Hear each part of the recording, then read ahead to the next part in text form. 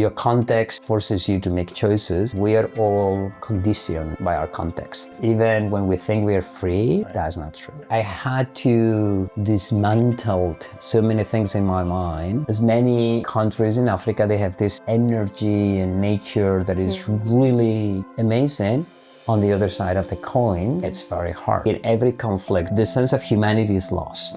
Or it becomes very selective criteria that you apply to some people but not to others. It's very tempting sometimes to make a general judgment and to go into the binary, the good and the bad, the black and the white. In a conflict, when you get, people from different sides that they hate each other, but then you get two mothers from the two sides who both have lost a child or is disappeared, and you put them together, they will not fight. Maybe at the beginning, and then they will hug each other and they will understand each other, they will relate to each other. Finding connectors is useful.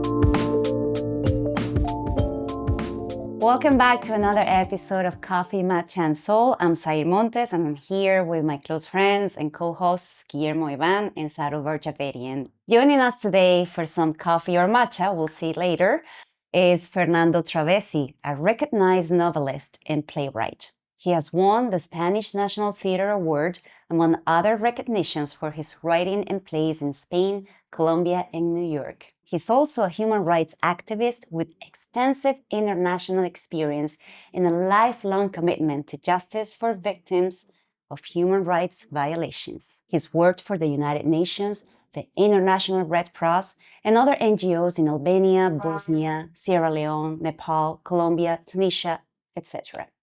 Fernando is a lawyer who also completed postgraduate specialized courses in international public law, holds a master's degree in conflict resolution and negotiation, and currently serves as the executive director of the International Center for Transitional Justice. Welcome to the show, Fernando. Thank you for having me. Thank you. Thank you. Happy to be here. And what are you having? What are you having? That's coffee. I'm sorry. Can you say it one more time? That's Sarah, coffee. take it. Wait a minute. But you're having matcha, though. Matcha, so yeah. Cheers. Cheers. So I want to know what has been the most terrible, devastating experience of all the experiences that you have had dealing with war in these conflict zones. I'll challenge the question by saying that it's very difficult to rank on the one or two or three. And I try not to think on those terms because there's been horrible experiences, good experiences, lessons learned. And it's always depending on the context and how you feel and how you cope. And I immediately start thinking, okay, so the worst in what sense? Just for me, for what I saw, for the people around me. Right. It's this about me, it's about the others. So it's difficult to say. But you have had to put on the conflict zones, on those moments where, there's been moments that it's been working for the International Committee of the Red Cross on doing humanitarian work that you are the first one. I mean, no, the team is among the first people arriving to somewhere where something horrible has happened. And then you deal with that first moment and, transition. It's like really front lines. That's the word that I was looking at. But the thing is that when you are working, your mind is very focused. Yes, and it's very charged on the mission that you are and the responsibility, what you are, why you are there and why you have to do and what is what you are supposed to do or trying to do.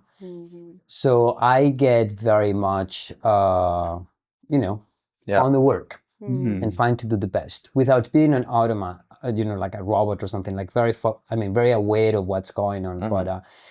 But the reflections about what you've seen and what that mean, that comes later. Comes later. Usually when you get on a break or when you leave that zone or when you get on a little bit of distance. I think that reflection comes from distance. But going to a response to the questions without saying the most, I worked in Sierra Leone right after the conflict when the peace agreement had been just signed, and that at that moment that country was the poorest country in the world. There was absolutely nothing in terms of electricity, very poorly infrastructured, water, sanitation, food, education. It was a country absolutely devastated by war. It was hard to see. The million images that I have from those times are heartbreaking. Nonetheless, I had very good experience. I met wonderful people. We are kind of protected, we meaning people like me who work in those contexts were always very much protected. So I don't want to feel that I'm the most impacted or traumatized, because at the end of the day, you get there. And that creates problem, because I lived in a house in a place where there was no electricity, but I had a generator. There was no water, but I had my water, coming in. It was very unsafe, but I had security. So there is always, and that feeling of, I am still privileged. I'm doing my best and I'm trying to help and I'm just working here, but I'm really here with my privilege, and that's something that is very difficult to break. So it's interesting that you mentioned Sierra Leone, because I had the chance back in college to study the conflict a little bit. And what was most impactful for me was the fact that these wars involved children, and like the militias and the guerrilla groups were taking children and they turned them into, guerrilla gangs. They had to kill their families. So there's a lot of trauma I assume, left after the war. And I assume you were able to see not only the devastations of a war, but also the aftermath and the trauma that creates in the population. In fact, my work in Sierra Leone I was the director of a program of rehabilitation of children affected by the war. Wow. So I say we because I was working for the Spanish Red Cross, and there were a lot of people involved, but we had centers in Freetown, the capital, but also in the north when north was devastated. But there were centers to support the rehabilitation of children who had been affected by the war, either being child combatants or abused in different ways, mentally, sexually, physically abused, tortured, or they had been affected in different ways. So this was a program that tried to provide psychosocial support, accompaniment, some vocational training, education in different ways for children that most of the times were not with their families. Because what you're saying is true. When they were kidnapped, many of them were kidnapped, many others joined voluntarily, which happens in every country in conflict with youth or young people or adolescents that they feel that's the way to go. This culture of worshiping heroes and weapons and everything, army. So people go there. Some people don't have any other choice, and it's a way of making their lives. So in that, there were many cases, but most of those cases, the conflict in Sierra Leone was a conflict that was also in the region. So it happened in Liberia, Cote d'Ivoire, Sierra Leone, and then the militia, the groups and people were like going around the country. So most of these children were not with their families. Many of them, that's true. There was a ritual of brainwashing them, abusing them also mentally, and a test of attacking their own villages and attacking their own families. So you make sure they will be rejected for the future. They will completely alone. Right? It's very smart. If you think, it's cruel and evil, but it's so smart. You don't do that, for nothing. You do that because you know that you get the person absolutely away from their families. So in these centers, you had also to work with the communities for the communities to accept them, and for some families to foster some kids or to welcome some children. Family is not the same. It's not the same like a Western concept of the family. The family, it's bigger, it is more community-based. So these centers were there. Then we had all these programs for children engaged for almost a year. There was music, there were theater, there were a lot of sports, a lot of things with a psychosocial approach just to help them recover. based on that, and I wrote a book about that. It was a fundraising book with a very nice guy who basically told me his story, his life story, and we recorded it, and then I wrote it, and it was his bio. And it was published in Spain, and it was, we just got money for the projects, and he came with me to Spain, and we did. It was a fantastic thing for him to be there. It was like kind of like, but that's one among many. But talking to him, I talked to many, but talking to him privately, because we got in setups just to hear his story, then you understand a couple of things. One is that we are all conditioned by our context. That even when we think we are free and we have a free will and we control things, that's not true at all. So your context, in one way or another, forces you to make choices that is the best possible choice that you have at that moment. Right. Of course, this is not to justify everything, but you understand things in a different way. And that probably happens in every level, in everywhere, every city in the world, every context in the world. I mean, we here in New York, we're conditioned to operate based on the context as well. Yeah, we are, at the end of the day, we are the result of, our parents, our culture, our context, our opportunities. But in this case, in Sierra Leone, I remember I had to dismantle so many things in my mind. There was no a single moment that I did not realize that, oh my God, I was taking that for granted. Oh my God, I was taking that for granted. Oh my God, in every single thing. Like what? Give us one example. I mean, you can go from water, electricity. You could go from garbage collection. You could go by when it comes to public services, things that you have on the streets, and then things like everything. Because there was nothing. Can you just so we have the context and our audience has a context, can you tell us what were the sides in the conflict?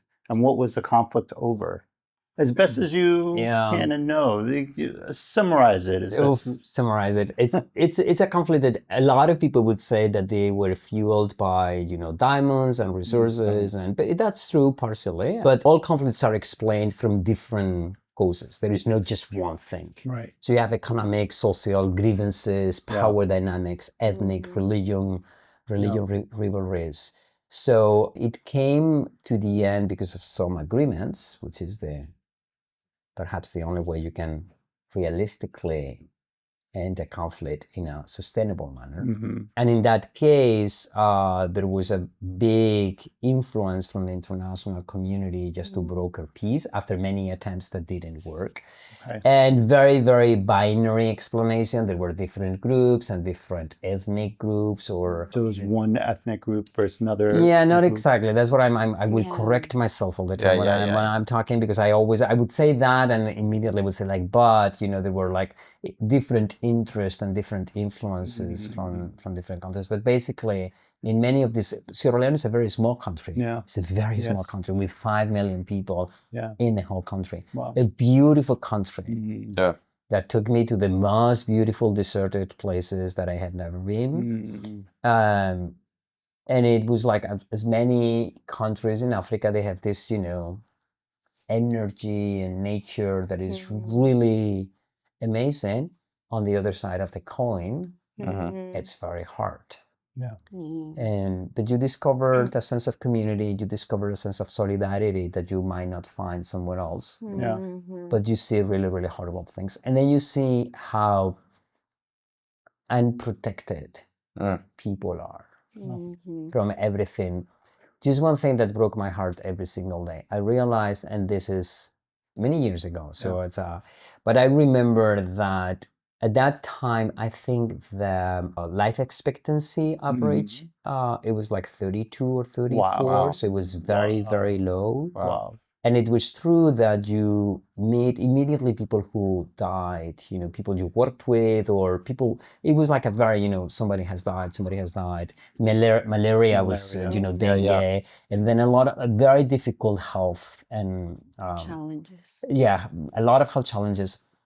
really, really bad medical services or poor medical services. But what it really struck me is that when there was a lot of acceptance on why people died, and many times I said, like, but what happened?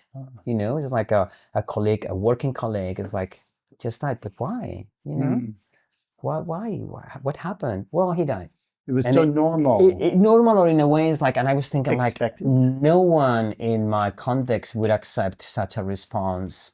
I would be asking and confronting, what happened? What did you do? What has been done? Where was he taken? You know, what is like this kind of us, because we take for granted that there will be a response. One very hard moment that I remember, and then it's not related to the war, is that I had a beautiful house in front of the sea.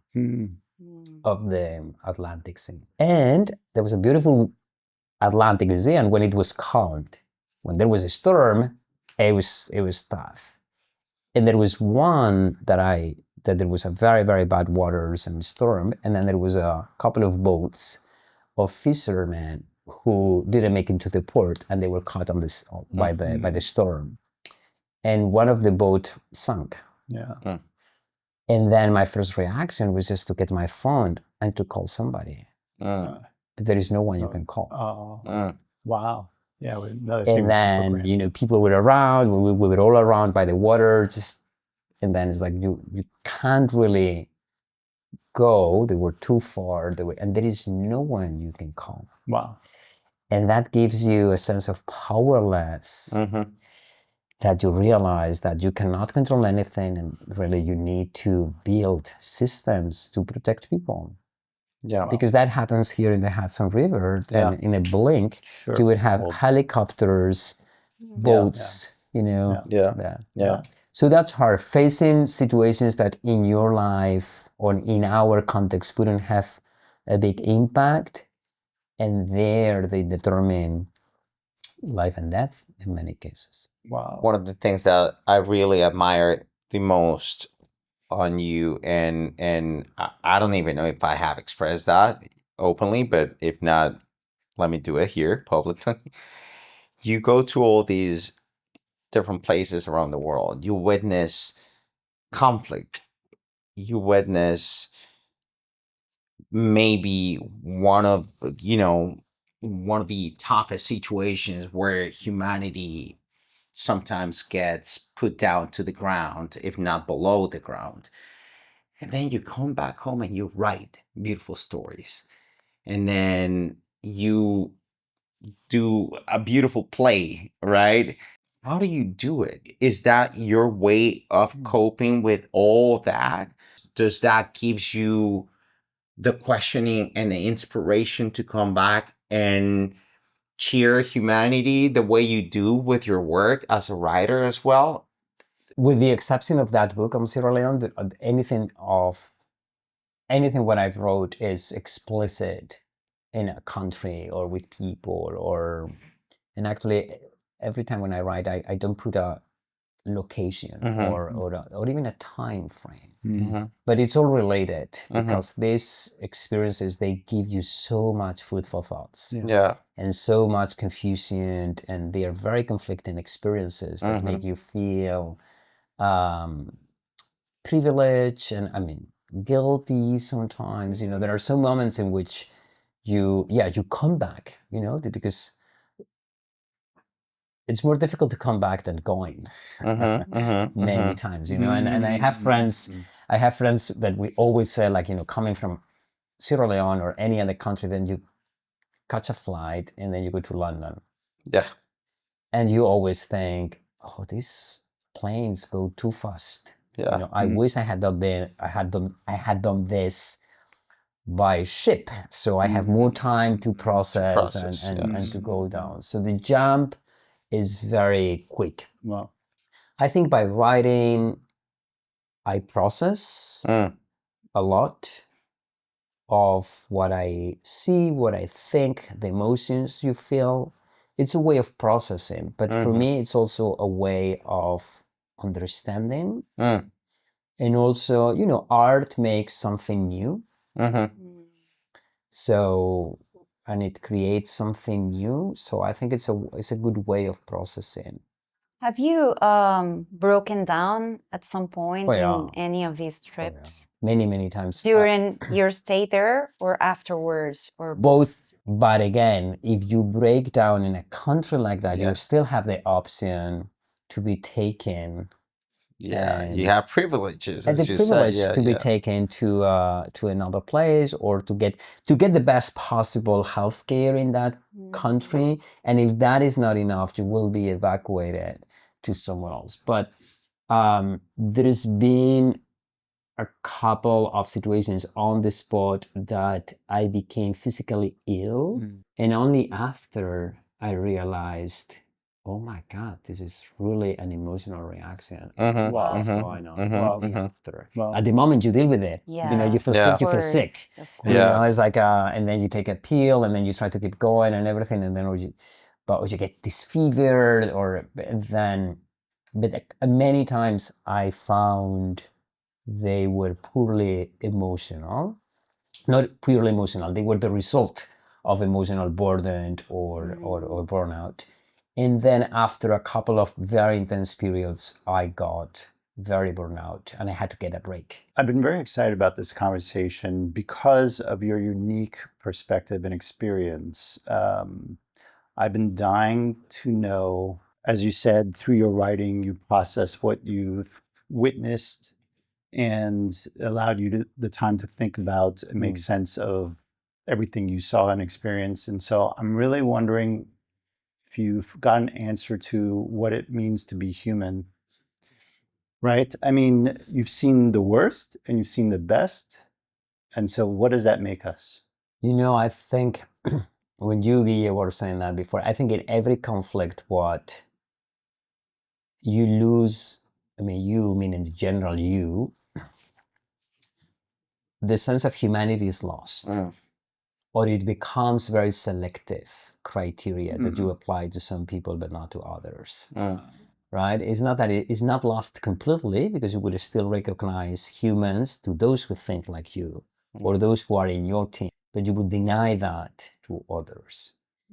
And it's incredible to see what human beings can do. When you say incredible, you mean it in a good way or a bad way, or both? I was thinking now in the bad way, the level of cruelty and violence, it is amazing. And in many moments of my work, we've dealt with the aftermath. How do you recover from that? How do you make, from a child combatant, how does that child come back to the society? Or someone who has been in an army or has been really actively torturing, how does that person come to terms with what they've done and go back to the society? Not only the victims, but also the perpetrators. So we've accompanied those processes a lot. It's incredible to see the level of cruelty that some people can apply. I would make the nuance that when I say some people, that's related to the context as well. And nobody should feel free of becoming a monster in a difficult context. Right. I think people who feel like, oh no, I would never do that. I would never say that. I would never put my hand on the fire that I wouldn't do horrible things if my context really takes over my...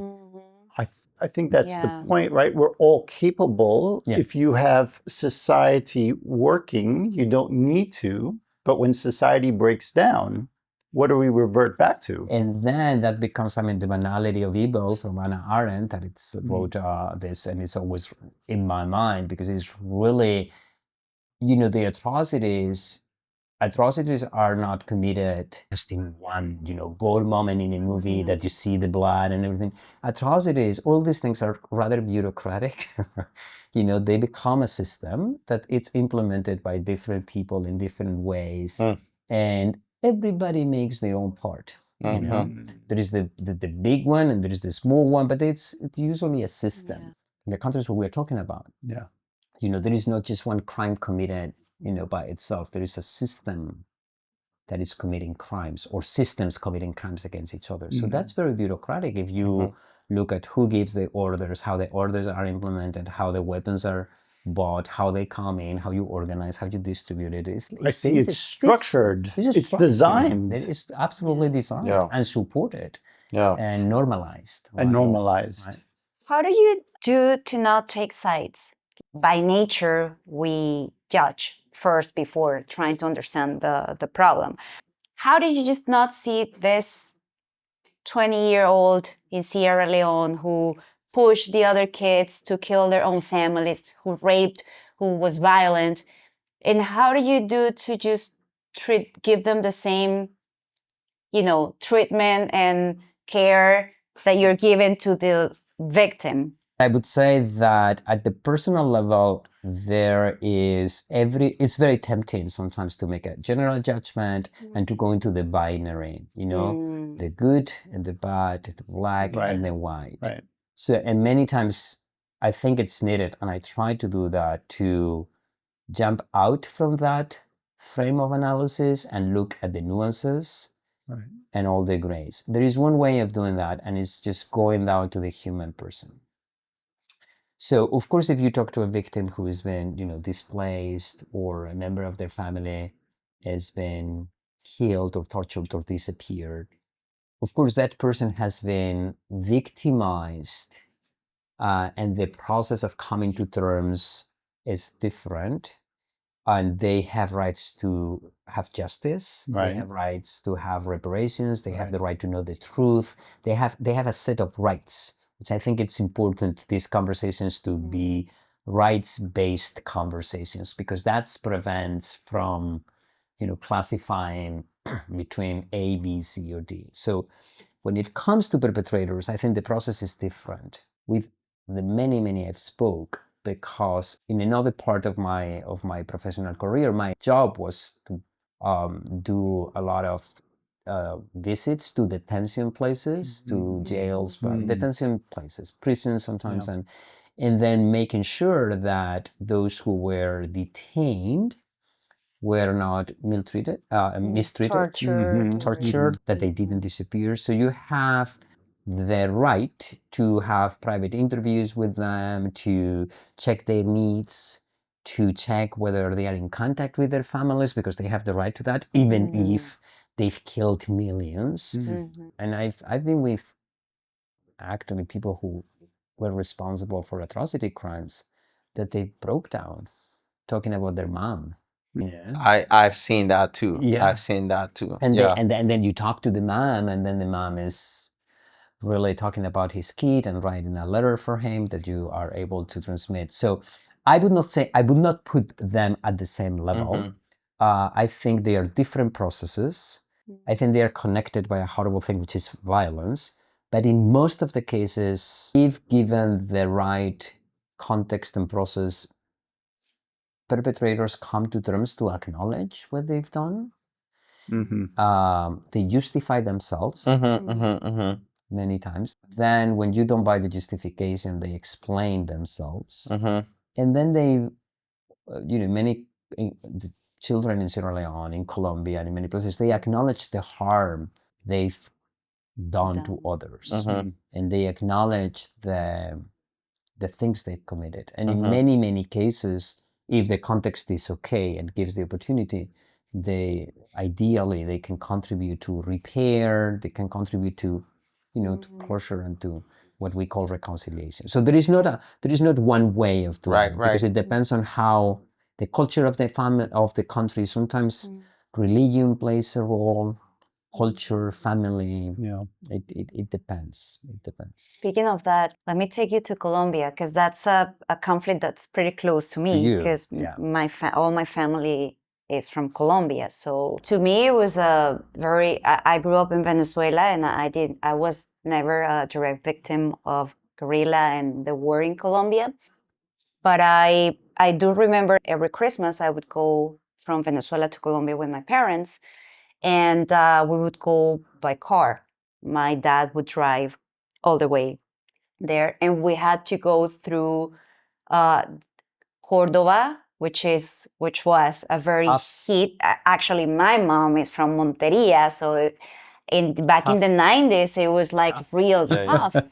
And I just remember being a kid, and every time we would just drive in that area to get to Monteria, I've seen my mom praying, and I've seen my dad like speeding up, and it was like tense moment because at any point we could get stopped by a guerrilla or paramilitary group and be kidnapped or whatever. I don't know why we were taking that risk anyway, but I didn't understand quite yet what was it about, but I was a child and I felt it, right? Later on, I understood, learned about it.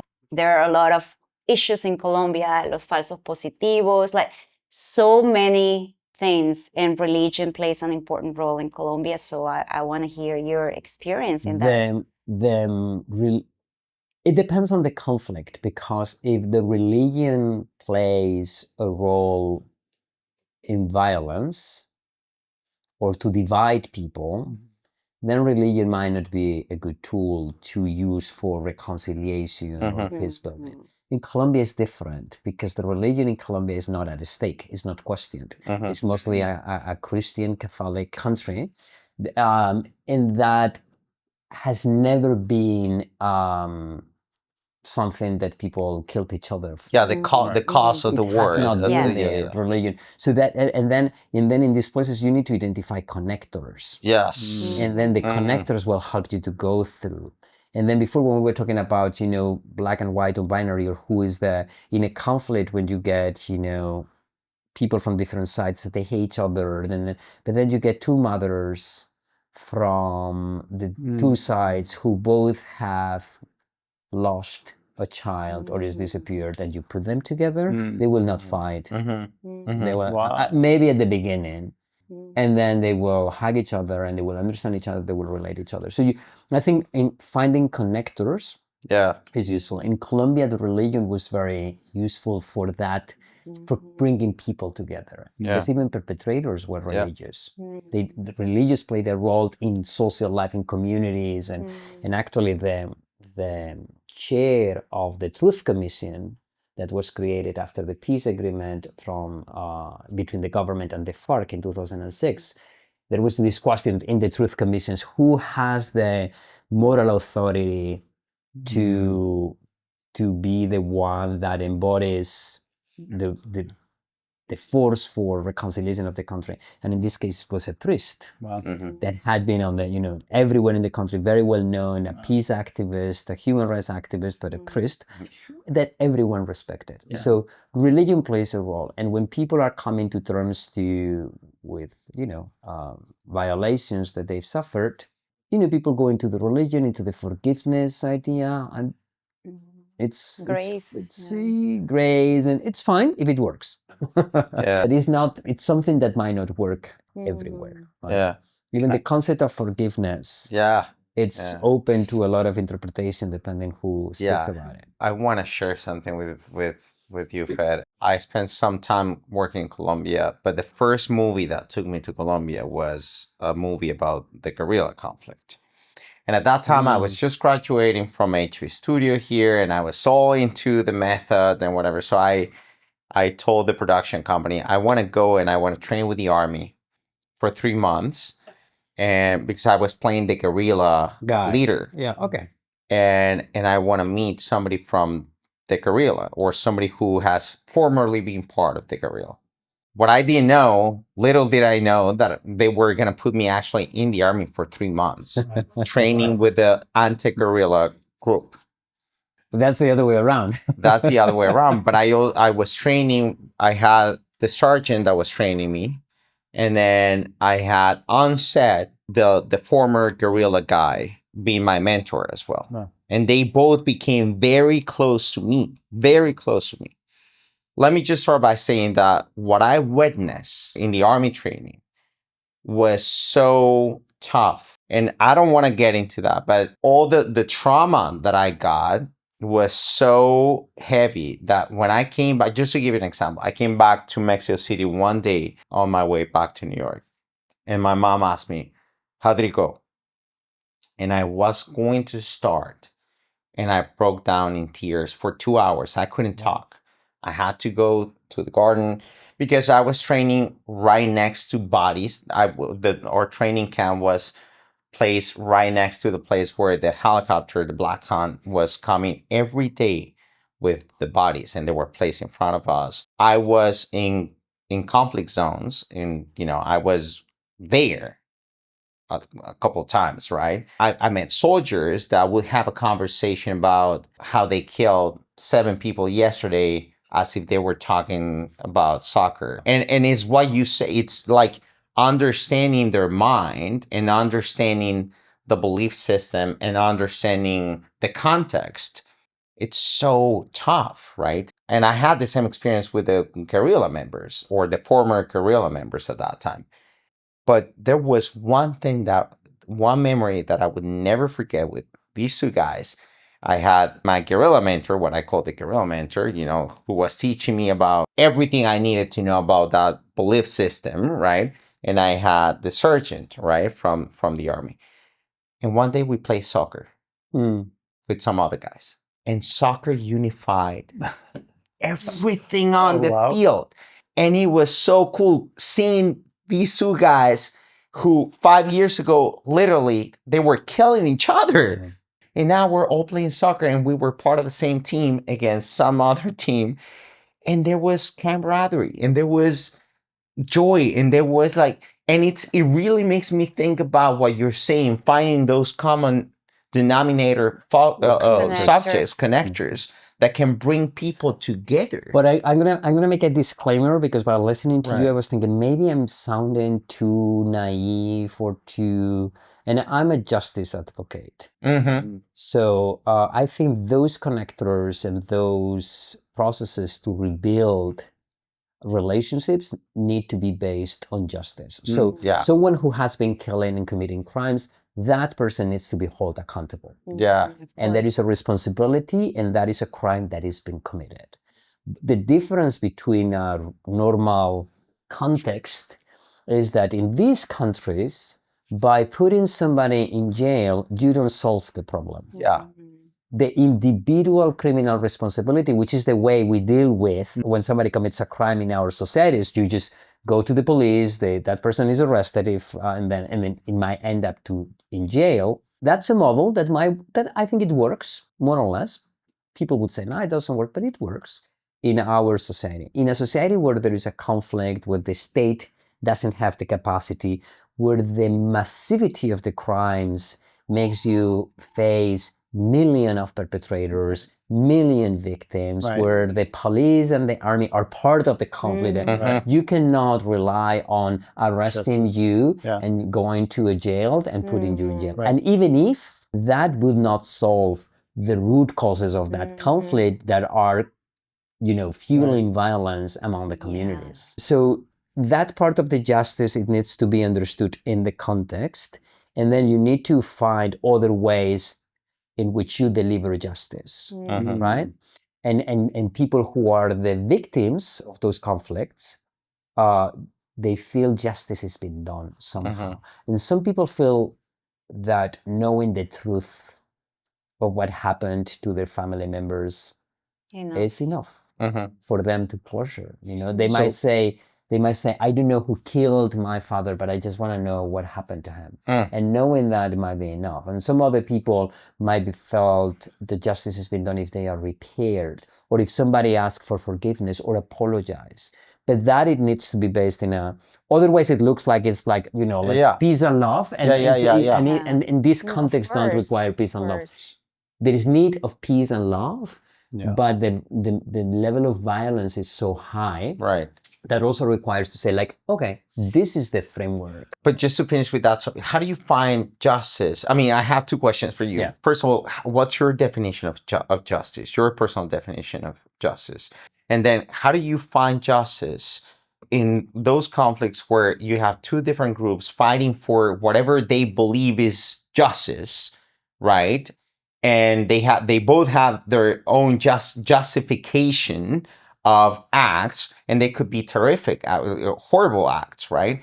how do you find the justice in those cases? But that is, you said it yourself. I mean, justice and justification is not the same thing. Mm-hmm. And then the justice concept is actually, it's easy to define. There is I go again to the human rights-based conversation. Those are rights are defined Mm-hmm. and are clear. Mm-hmm. And justice makes that everyone has the rights to enjoy, those we can call the human rights declaration, whatever. So when people fight against each other, they don't fight for justice. They fight for power, control, Mm-hmm. domination, and they argue about grievances and about injustices that have been committed in the past. That many times you need to hear them, because they are not out of the blue. Maybe they are, magnified, but and then you address the root causes of the conflict. But when the situation is been like in a country that, violation, decades of violations, decades of crimes committed, finding that what justice means in that context is part of the process. Especially because in conflicts like Colombia, it became so convoluted on who's both sides are as perpetrators as victims. So you could not draw a line and say guerrilla or paramilitaries or the government, or all of them are convoluted, involved, and so they are perpetrators and victims. Voila. And you see that in the communities as well. That's why if you go to the victims and perpetrators, you will never get out of there. Yeah. If you start going down and then you see, and then you look at like a general time frame or you open the Zoom, right? Mm-hmm. And then you see, oh yeah, who is now a victim was a perpetrator yesterday. And by the way, the perpetrator yesterday was a victim the day before yesterday, and so forth, so on. And in the communities that happens, and within families. So that analysis needs to be done. And I mean, just not going to the binary. It's very hard. So I had this question, and you've kind of touched on these things are so messy, right? So the reality of it is very gray. It's not binary, but we think binary. But I wonder why we think binary. I know. Well, it's, let's say, our nature. We're very simple. I have a question about that later. But given all your experience, I'm very curious to know about justified acts, and if there's ever a time where violence can be justified. From your perspective, is violence ever justified? That's a tough one. I know, it's very tough. I would say no. Okay. And I want to be clear, because I was thinking maybe, people hear this and they feel like this is let's hug each other and that's not. So I would say that violence is not justified, is not justifiable. But I can understand why people in some situations resort to violence. I can understand. I was going to bring up Russia and Ukraine. Oh yeah, it is. I mean, that's an easy question. That's a crime, and we need to be categorical there. It's just a crime. It's an invasion of a country, a legal invasion in another country. No question. And so Ukraine's defense is justifiable. There is a concept of legitimate defense that is applicable at the individual level. It has conditions. Yeah. When you apply legitimate defense and you kill somebody in legitimate defense, there is a framework to say, well, was that legitimate defense or not? We have that law here in America, right? If someone's about to kill you, you have the right to defend yourself. Right. But then there are some tests. It's like, is your violence proportionate? Yes. Was there any other way? So it's not automatic, right? Right. So there is a legitimate defense in the case of Ukraine. There is clear, no question. Now, how are we going to solve this? Wow, that's a good question. That's a question of the mail. How are we going to solve such conflict or other conflicts that have been perpetuating violence for decades? Yeah.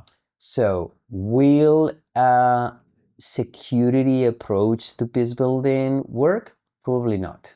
Will a negotiation bring a more durable solution? Not automatically. It depends on the negotiation. Yeah. If the negotiation is not at equal terms, if if it is accompanied with some guarantees of equal arms, I don't want to use that term, but I strongly, so the same, I think violence is not justifiable. with the same strong conviction, I feel that any conflict can be resolved out of a negotiating table. Wow. That's wonderful to hear. That's beautiful. And that brings me back to the question. I'm sorry, I'm so pushy about this, but I really want to hear your definition, nobody else's, of justice. For you, how do you define justice? And has that changed from you graduating from school to you now, today? We did, I use the we not because I feel I am the Pope or the British Queen that speak like we, the Queen. No, I say we because it's always teamwork. Or some years ago, we did a research asking Syrian refugees, and this was back in 2013, 2014, Syrian refugees in Lebanon, in Jordan, and in Turkey. Assessing their needs, and the question is, what is justice for you, or what a reconciliation might mean for you. And then people explain it in a different way, with different languages, and according to what they know, what they feel. But there is a notion that is always there, and for me, it's important. And I think justice means that everybody lives with dignity. I think the notion of justice and dignity, it's completely linked, right? So when you study law or when you practice, justice is more administering justice, criminal justice, civil justice, resolution of dispute through the justice system. But then when you approach justice in a more social way, which is also, which we're talking about rights. I mean, there are socioeconomic and cultural rights that are human rights that are usually forgotten, or they are usually less visible than our individual rights. My own right to my right to free thinking, or my right to live, or my right to.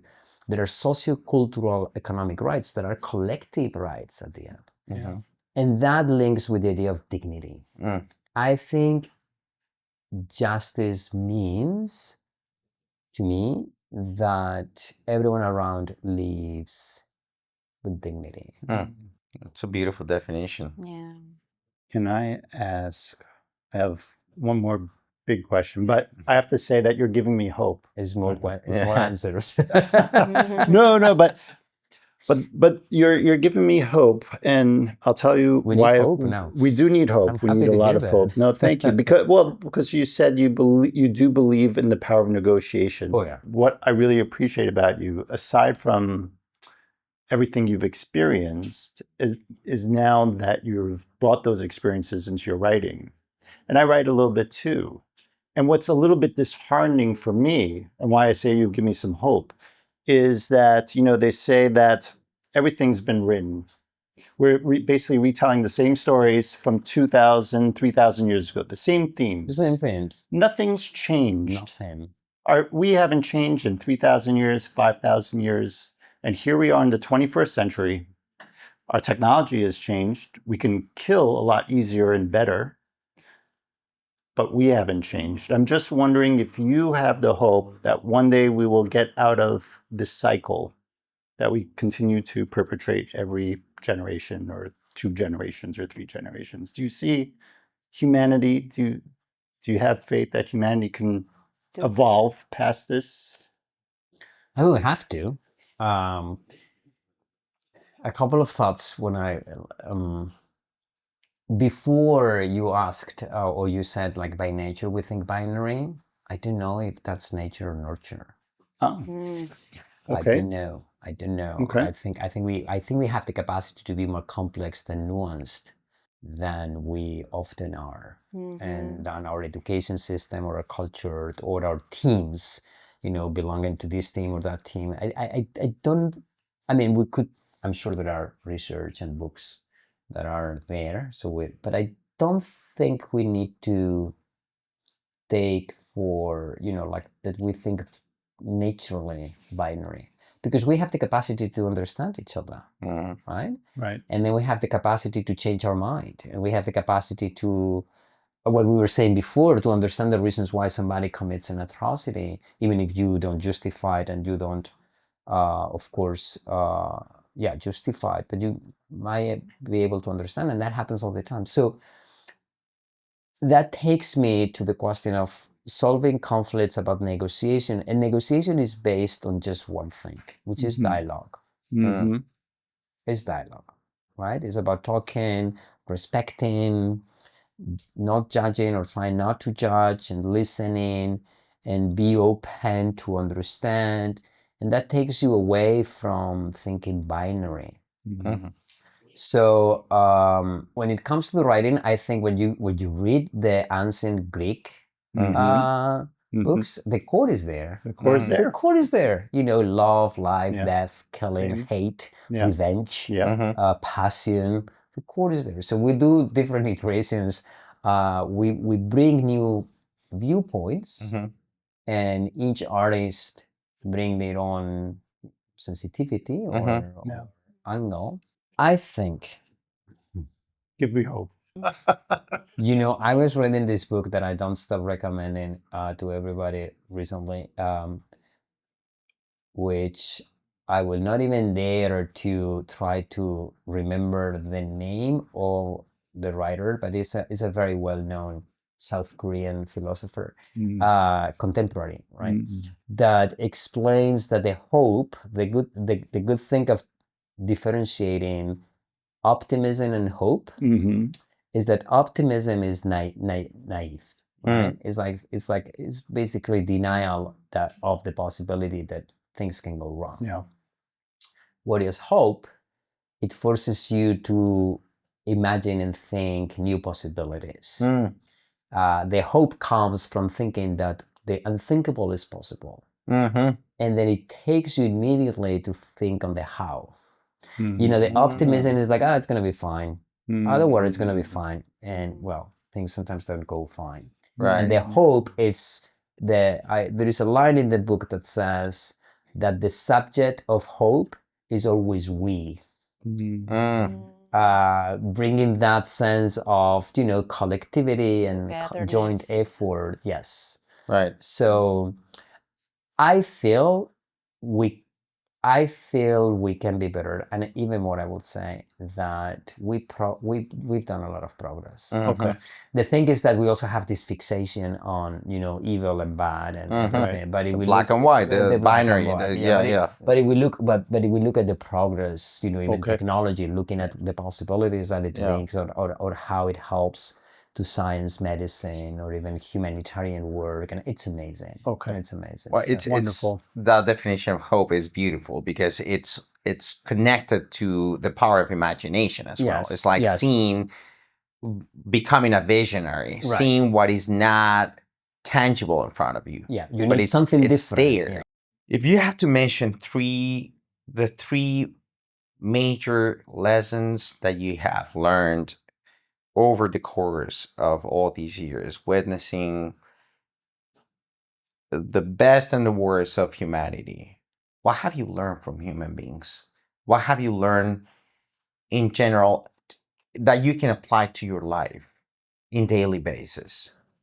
I was about to challenge again on another ranking, you know, 3, why not 4? I have a few lessons learned that I think about often. One is that wherever you are, or wherever I've been in difficult situations, having problems, being sick, getting lost, facing, there is always been somebody ready to help.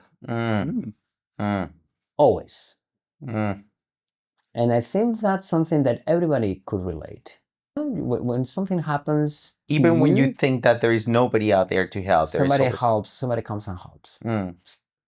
And that's and sometimes people are so generous that immediately you start what do you want from me? And they are really helping. So I think that conclusion that wherever you go, countries where you don't speak the language, or you feel there is somebody ready to help. That's one.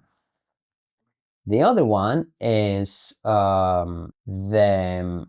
How to say this without getting into another hour of conversation? What's the matter with another hour of Yeah. conversation?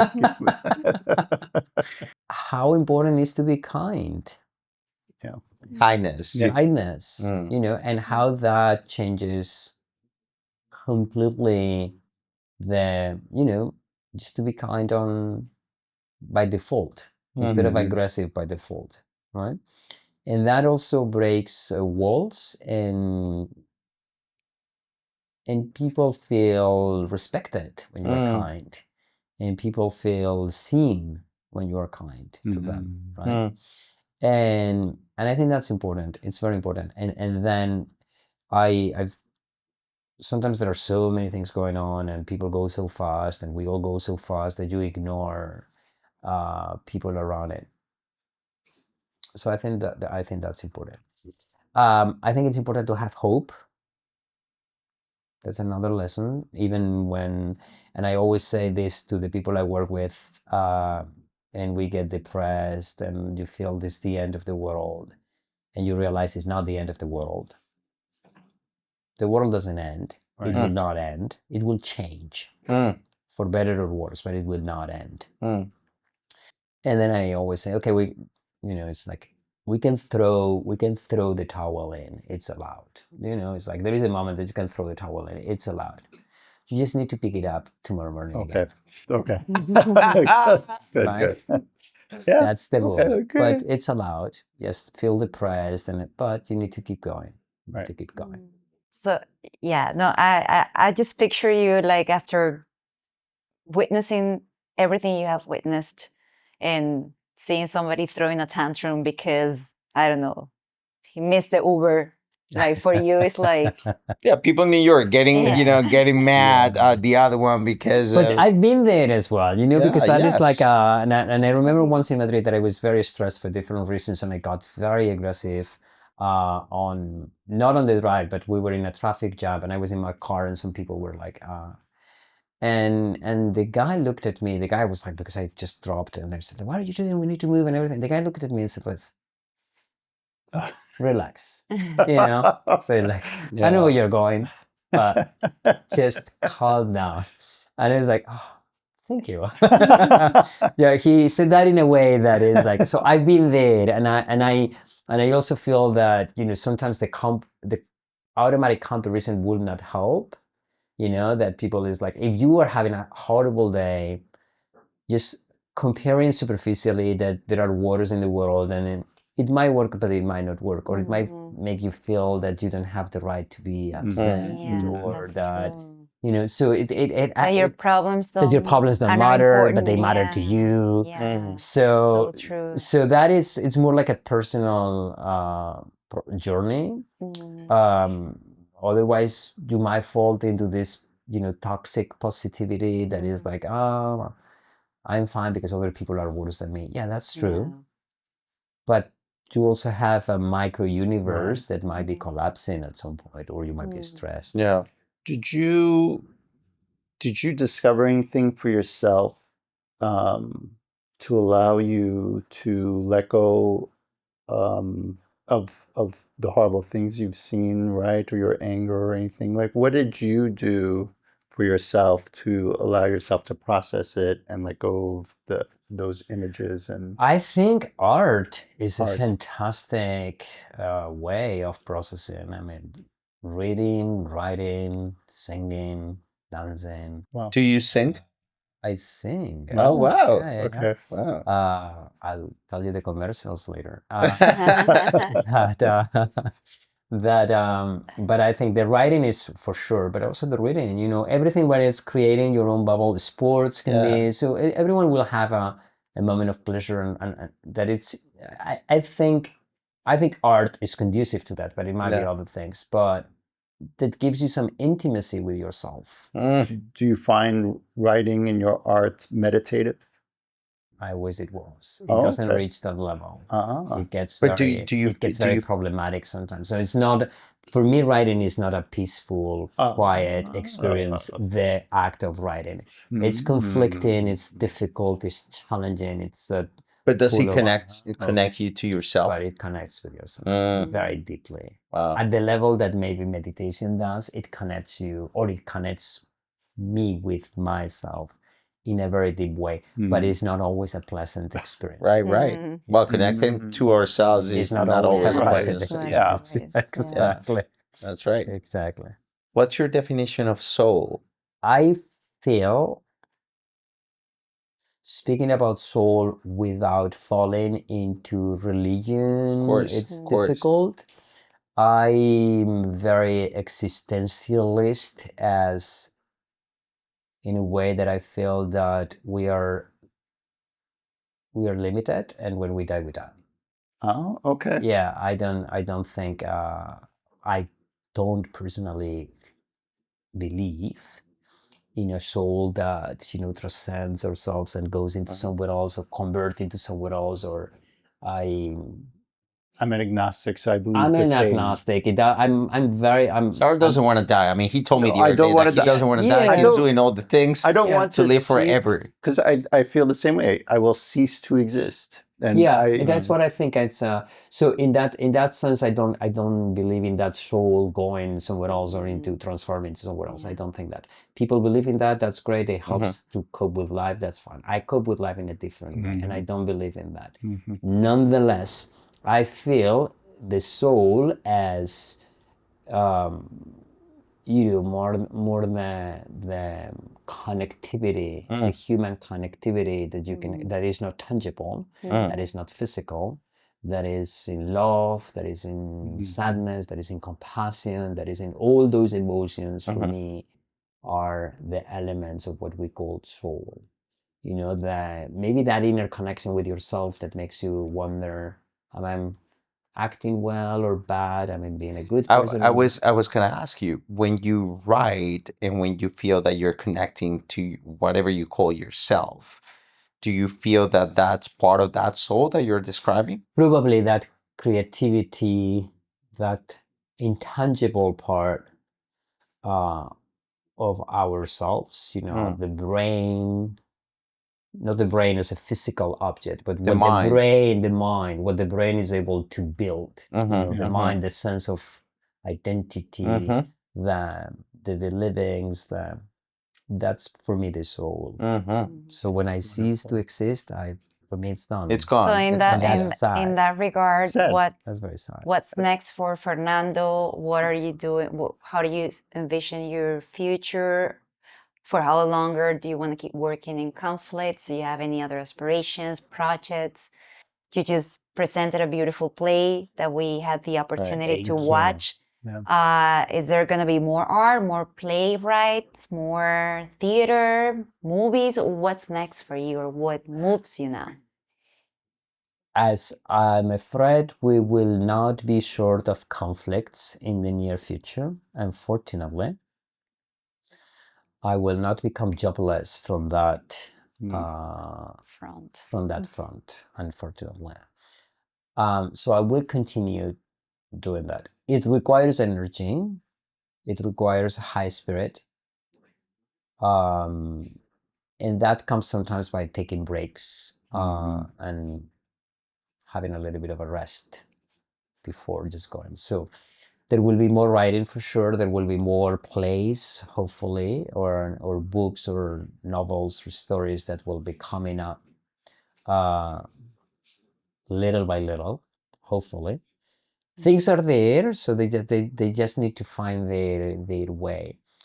And going to the soul and going to the writing and going to the art, I think that as an audience, when you read something that moves you, when you watch something that moves you, or paint, or a movie, or music, and that moves you, what it moves is the soul. I don't know what it is, but when it moves there, it's the soul to me.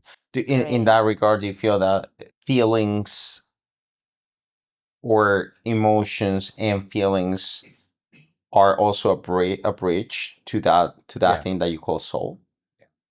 The last question, just the last question. That's what makes me stop. But if I have you in front of me, I'm sorry. we have been talking about conflict all this time, but what is peace? Academically, there will people saying like there is positive peace and negative peace. That are, but that's a very technical response of saying like, positive peace or negative peace. Negative peace means, according to this academy, these books, this train of thoughts which I share, negative peace means the absence of conflict, of violence, because conflict is in nature. So conflict is fine. It's the way we manage. And we actually need conflict. We need conflict, and we live in conflict, and that's fine. It's how we deal with them and how we prevent the conflict does not become a violent conflict. So for some people, peace means the absence of violent conflict. That does not mean peace for me.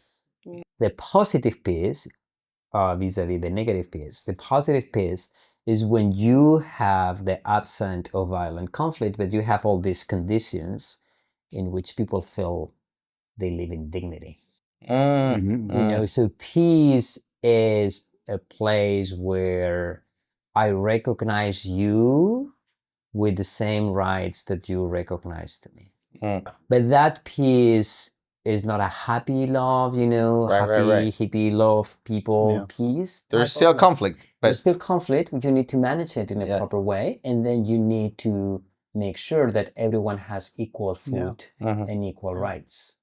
And that everyone has a level of dignity. There is one country, I think it's Switzerland, that has in their constitution, I hope it is, and I'm not saying this. We can check. We can Google it. But I think it's in the preamble or in one of the articles of the Constitution, an article that says that the quality of the country is measured by the quality of life of the least fortunate person in the country. Wow. And that is, It's and beautiful. I love that because that's the quality, the quality of a society should be looked at from the perspective of the person who is more vulnerable. And least fortunate. And that should be the way that we measured our society. Instead of who's the richest who is the richest person in the world, right? Wow. So that create peace. Looking from this angle that everyone lives with dignity and it's protected, that to me is peace. Wow. Wonderful. Beautiful. Beautiful. This is amazing. You gotta come back.